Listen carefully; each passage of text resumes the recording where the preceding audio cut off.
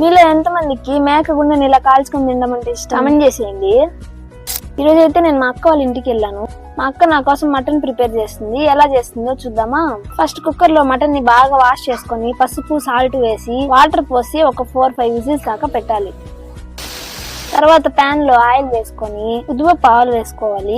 అవి కాస్త వేగిన తర్వాత తెల్లగడ్డ కరివేపాకు వేసుకోవాలి. వేగిన తర్వాత ఇంతకు ముందు మనం బాయిల్ చేసి పెట్టుకున్న మటన్ అయితే వేసుకోవాలి. కొంతసేపు అలానే ఆయిల్ లో బాగా వేగనివ్వాలి. అక్క చాలా కష్టపడుతుందని నేను నా వంతు సాయం అయితే చేసాను. తర్వాత టేస్ట్ కి తగినంత కారం పొడి వేసుకోవాలి. తర్వాత ధనియాల పొడి వేసుకోవాలి. మనకు అడిషనల్ టేస్ట్ కోసం గరం మసాలా వేసుకోవాలి. టేస్ట్ కి కావాల్సినంత సాల్ట్ కూడా వేసేయాలి. బాగా కలుపుకోవాలి. వాటర్ వేసి మళ్ళీ 4-5 విజిల్స్ దాకా పెట్టాలి. ఇది బాగా ఉడికిపోయాకైతే లాస్ట్ లో మటన్ మసాలా వేసుకొని లాస్ట్ లో కొత్తిమీర ఉంటే కొత్తిమీర వేసుకుంటే మన వేడి మటన్ కర్రీ అయితే నాకు ప్లేట్ లోకి అయితే వేసి ఇచ్చేసింది. మటన్ కర్రీ టేస్ట్ మాత్రం అదిరిపోయింది. బాయ్.